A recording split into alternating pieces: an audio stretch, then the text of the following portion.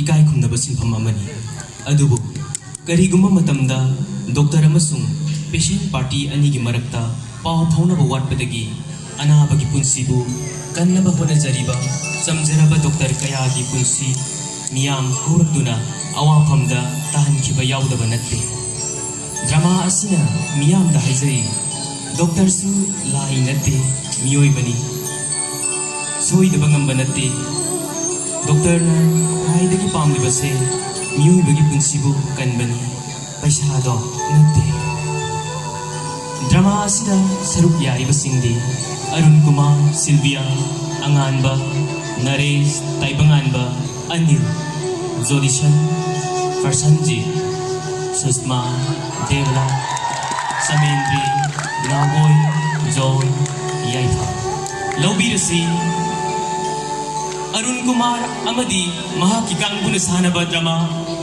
Hawaii Laman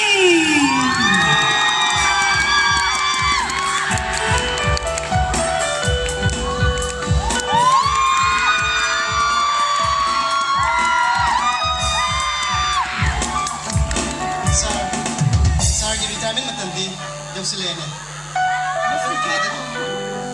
Kanana khamba retirement phangi bada kidi akoi mu thengada baso tamanga manate sir nioi bagi punsi se adu sir nahan gi nupa do akoi su hana gana hona ba yabadi hona zabane adubu upai leiki ma to ngasi expire gresa karamano o ngahan nupi da karanta ruidana mayam changana phubada gi shopna bukhala pagandra oh mane sir asumna mayam changna tawbasi hatti matabani achumara rama tidopadi faidana asumane sa sauri bani haiduna mana tawning mata tawba migi mayum makai kana thugai biba mayum mai thadok biba lehuri ba sing digidi kari mata khanbi dabida mara lairagadi matik sawa dandi binaba god haiba masu laidi bani adubu pumna maksibuna thai biram laga Moki house kalaga aran mathabak thom kaya amasu sathari sir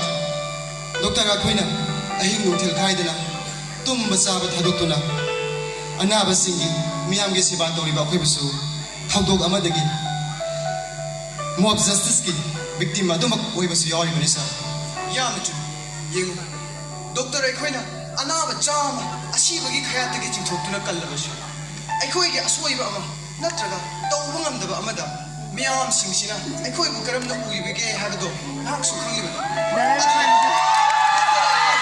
matam leba khibikta section gadabni ko sa lairiba praja miyam sina doctor aikoi busu mini haina khangiramadi kaya da hena farangani sa dada ngandi retire wari amandi thodoksi ai kolik amada thokibani ngasi dagi chawrana chahi kun mga kuntra muki mamanga thokibani thawdok asi ningsing lubada ngasi su isada aki tuju phawi ngasi di wari do ai nangonda liragi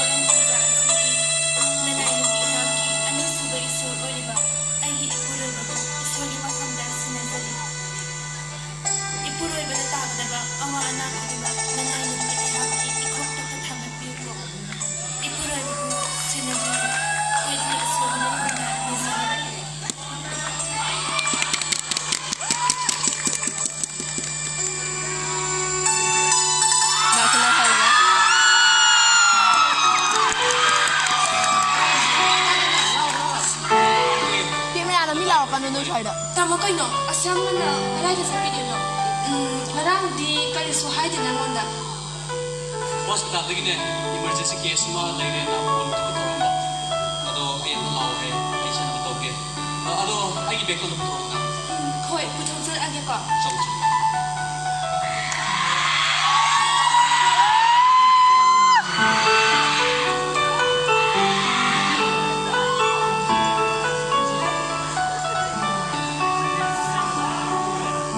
Ngasidi lagi kan.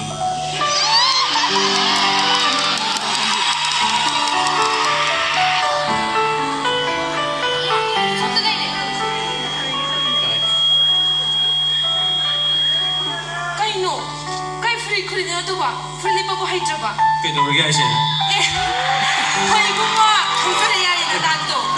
Kaya ada. Ada di sini mana?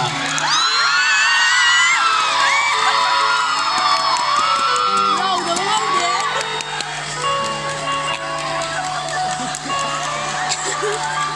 Objektif ya, bu.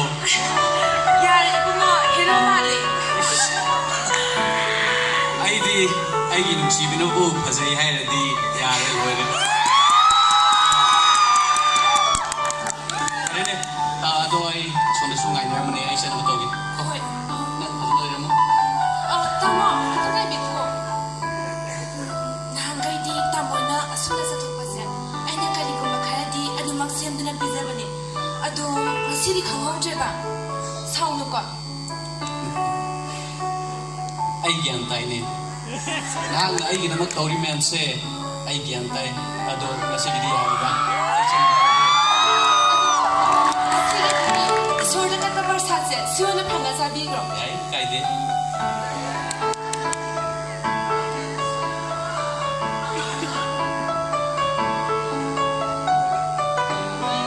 Kay na siya ba?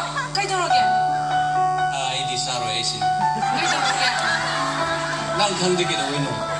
Ay di nang indra di siya din na. Nan sige ba? Ano masakit sa panay eh? Kay nang masani. Kay nung ilaro draw.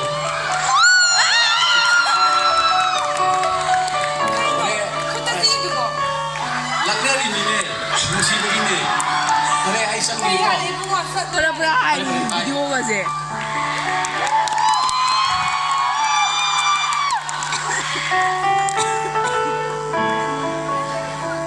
Doktor gipun sise, kaya gimatik chiliban niya mo. Anak kasi kita nga tumamajit, sabamajit.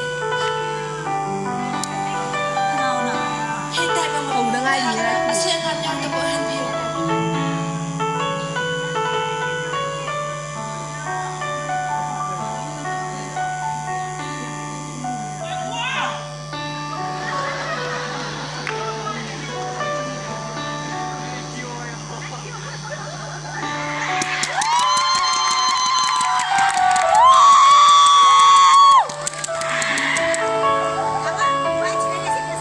Kasi morning round sa lawyer ba? Lang le, nagilohong mo dugo din ka di ba?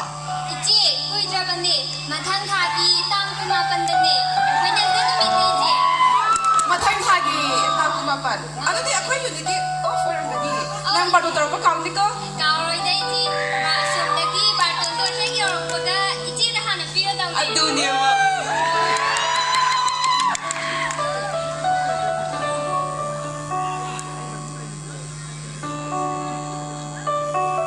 Kay no ay nalaman sa abdi ang pinani ay sila. O sir, may nuse. Ako lang nuse. Matang hagi, tago mapan po nuse nuse. Magilohong mo na bini sir. Eh, ako ito ni Haida minatang rin eh. Baton to ko draw. 자 소중한 동생께 매당과 너는 나 소중한 락비요 사랑을 부상답잖네 Kay gisang mo ito no. Baton betul din eh. Ito lang ito ini. Susma to pare. Noi ay OPD to ni ko. Sila problem na yun eh. Ay ko na pause tayo. Funny sir, hajar. Ana wag ito din.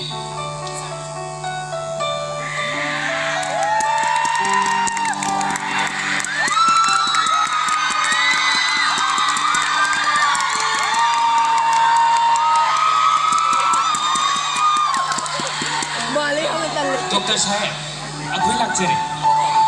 Ay lama. Okay na. Yes, correct. Tawahin mo dito ro ba? Doktor eh. Kare yung gano'n.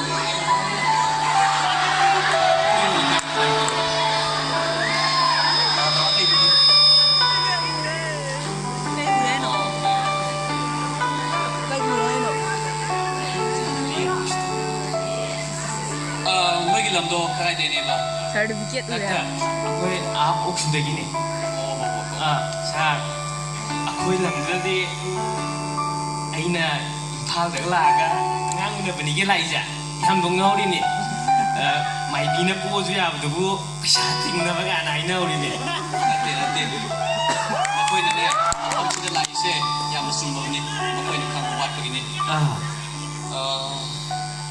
ꯁꯤꯗꯗꯤꯀꯣ ꯁꯤꯗꯗꯤ ꯀꯩꯁꯨ ꯊꯣꯏꯗꯣꯛꯄ ꯂꯩꯇꯦꯅꯦ ꯀꯩꯝ ꯋꯥꯅꯤꯡꯉꯥꯏ ꯂꯩꯇꯦꯀꯣ 이병헌 낳고 너차는 많이 들어.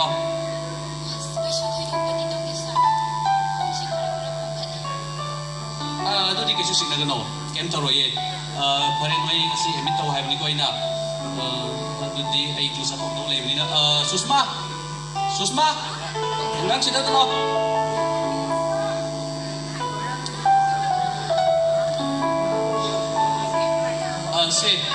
ꯁꯤ ꯄꯦꯁꯦꯟꯁꯦ ꯑꯩꯒꯤ ꯄꯦꯁꯦꯟꯅꯤ ꯅꯪꯅꯅꯦ ꯕꯦꯠ ꯑꯍꯥꯡꯕ ꯑꯃ ꯌꯦꯡꯉꯒꯅꯦ ꯑꯃꯨꯛꯇ ꯑꯦꯔꯦꯟꯖ ꯇꯧꯔꯣ ꯐꯔꯦ ꯑꯩꯁꯨ ꯑꯣꯄꯤꯗꯤ ꯆꯠꯇꯧ ꯂꯩꯕꯅꯤ ꯗꯣꯛꯇꯔ ꯁꯨꯁꯃꯥꯒ ꯇꯥꯟꯅꯔꯣꯀꯣ ꯑꯩꯁꯨ ꯆꯠꯊꯣꯛꯈꯤꯒꯦ ꯑꯦꯗꯃꯤꯁꯟ ꯇꯤꯀꯦꯠ ꯌꯥꯎꯕꯤꯔꯕꯣ ꯁꯤꯁꯤꯒ ꯄꯥꯏꯁꯜꯂꯣ ꯑꯦꯗꯃꯤꯁꯟ ꯇꯤꯀꯦꯠ ꯑꯝꯇ ꯌꯦꯡꯒꯦꯔꯣ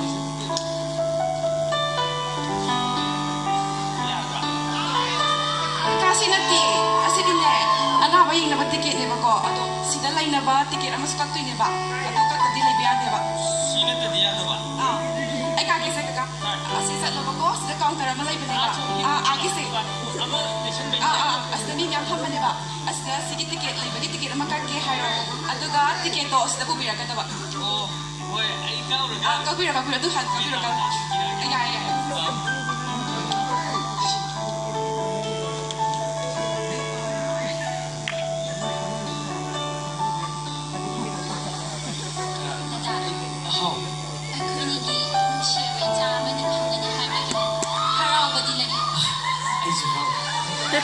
그러다 아영기 ꯀꯩꯒꯤꯅꯣ ꯑꯩ ꯂꯩꯔꯤꯁꯤꯗꯤ ꯀꯩꯒꯤꯅꯣ ꯗꯣꯛꯇꯔ ꯍꯥꯏꯕꯁꯤꯗꯤ ꯃꯤꯑꯣꯏꯕꯒꯤ ꯄꯨꯟꯁꯤꯗ ꯀꯟꯕ ꯂꯩꯔꯤꯕꯅꯤ ꯈꯪꯗꯦꯗꯅ ꯑꯉꯥꯡ ꯎꯅꯕꯗ ꯃꯤꯁꯤ ꯍꯥꯏꯕ ꯇꯥꯕꯗ ꯑꯩꯗꯤ ꯄꯪꯀꯤꯗꯀꯤ ꯍꯦ ꯍꯥꯏꯗꯦ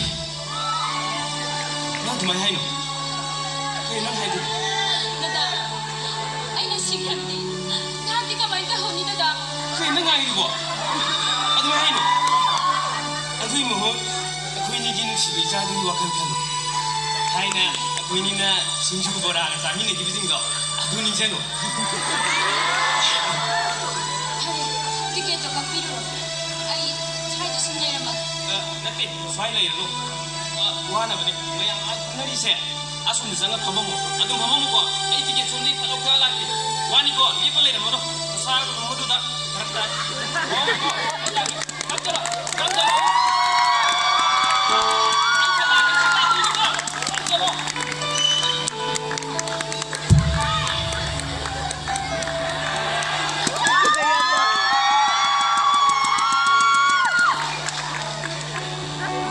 Ipit ko yung malawa.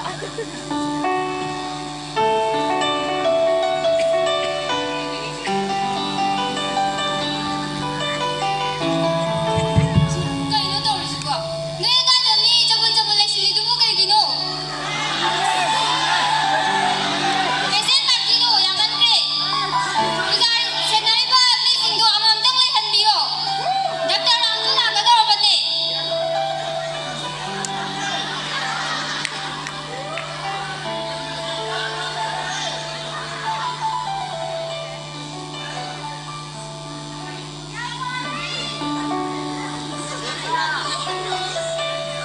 Lau sudah trial ini na.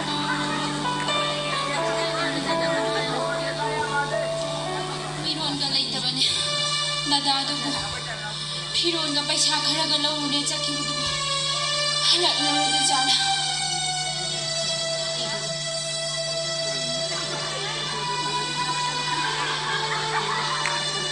गाडी가 फंग्रबा जाला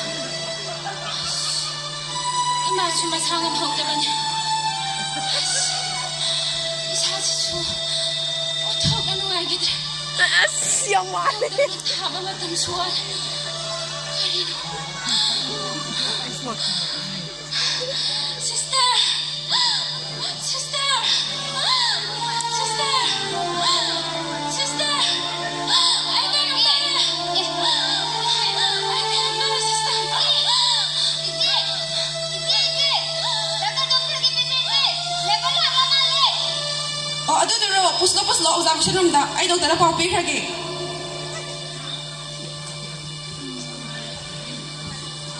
Dạ mà lao, ta lao. Ủa con ra.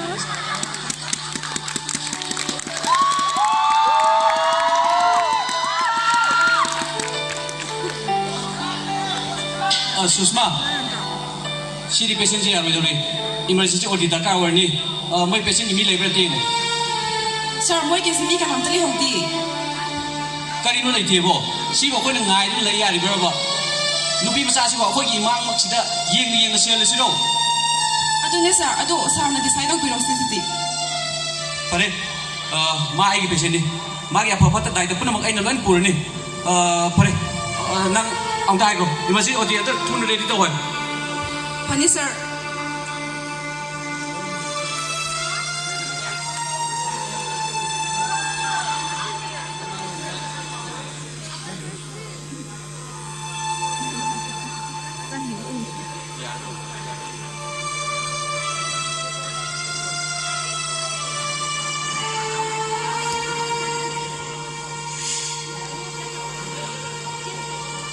Ready to ro ba? ꯇꯧꯔꯦ ꯁꯥꯔ ꯆꯪꯕꯤꯔꯣ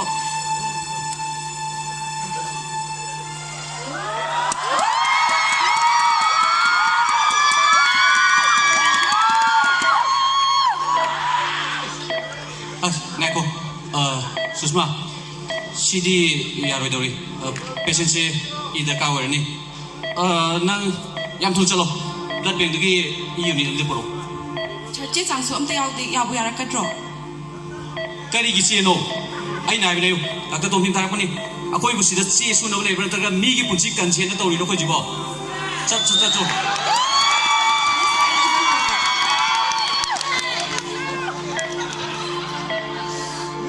Sidi kamai tong ni.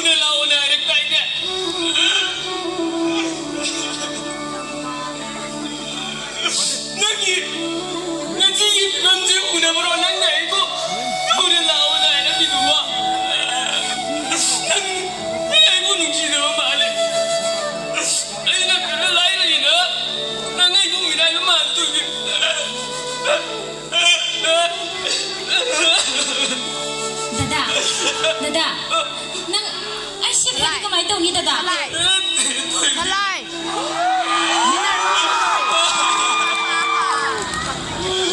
Ay, nangyaw ko na yung mga mo ito, ibig. Ay, tanda na yung mga mo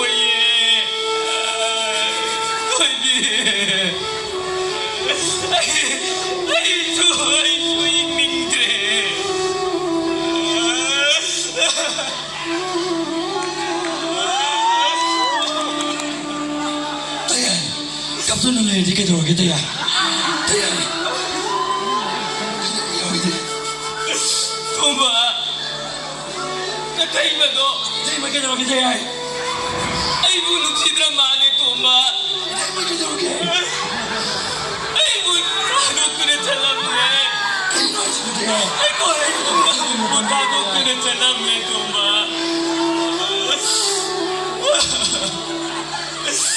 doktorna karisu tawroi normal ngang unaba yadi na iramane aduga aina mapanta yauragpadana natay magitaway yaudraba hangchangdo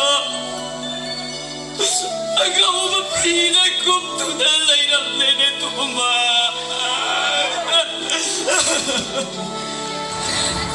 Itay marunong kasi daw rin na doktor na hayan tayo tayo. Ato ka na sinagamain daw ino tayo. Nanaw na mahipsim na tambiyo tayo. Nanaw na pene tayo.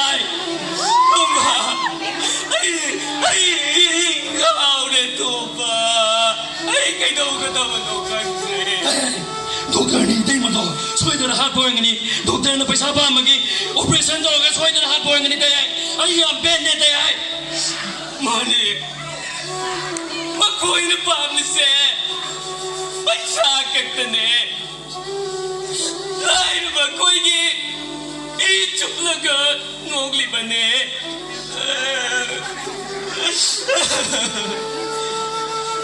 Son, itay mo na togi ba tongtong je.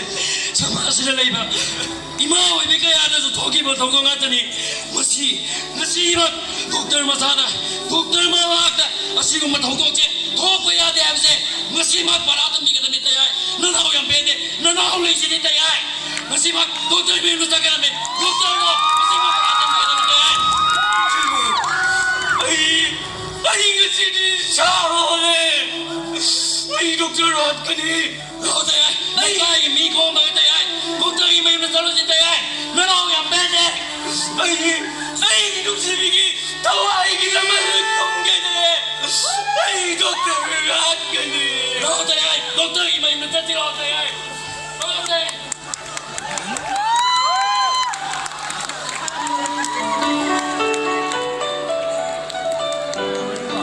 Doktor, ani doktor om.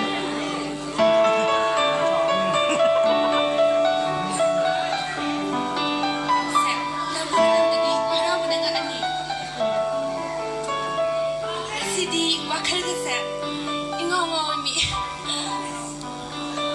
la kira da sa ne tam ni bana khawrang ya ba ai ni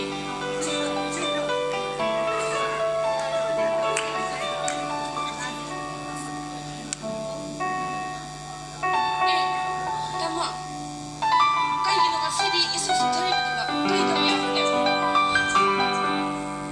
Bema, nasidi ay patient na may ikut operation lagi. yam hena su khanjan pe ni da mapu ma gi no da ni haina khandok na se Boy, adum na kandok ko di ay. Adubo ay isa mag doktor ang buhay nina. Nupi masado yung punsido. Kan na ba yung kan na po na ba? henjan na khanbiro ni da ada da ma ai na si paw na ngai ba matang ge Kali pa ako na. adugura na ai kai do bi na han hayo Guys, siniwata ang gawin na. Kanina ayaw ni. Mayo pa ako. Nana pa ang mamay sa tulong ni. adugura tamo se matam khale ra kan da baba hai ba ming tho da phang ni hai ba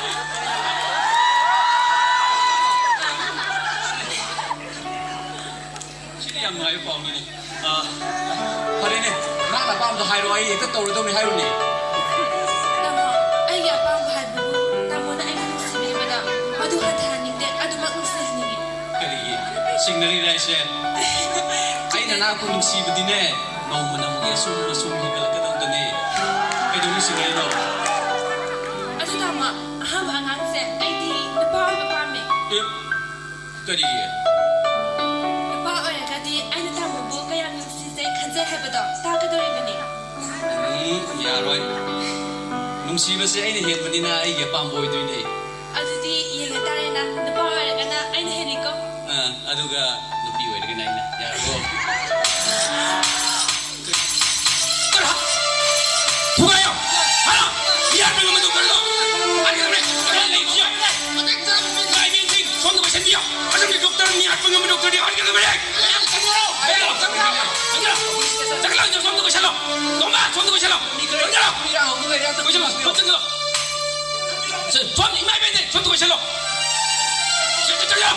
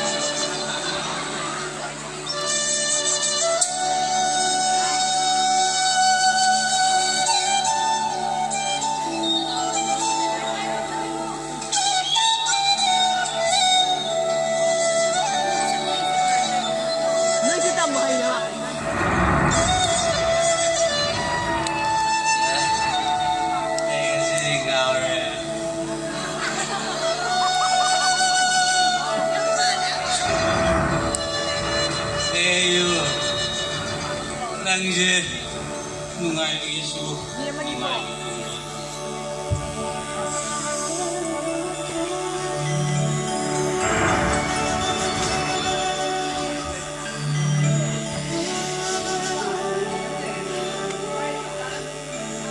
aduga ai khoi gu mi na su sagi awa kau no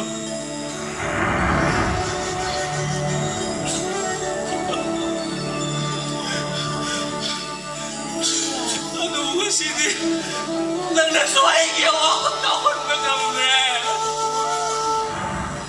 Tama. Tama. Tama na yung na ba? Ay, tati. Ay, tati yan. Nagkaray no. Kani.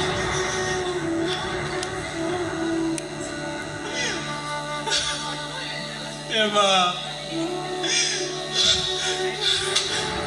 nang naiinang talay na so, ay iwakal na din ng tilahin.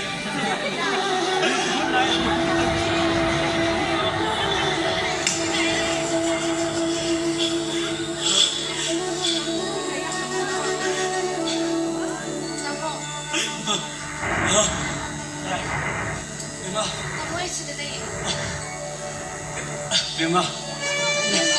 Ibalik kasi. Masija.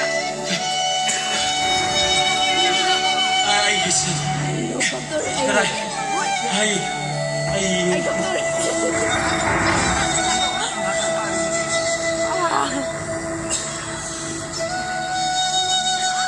Kaday no. Ay, ginakis.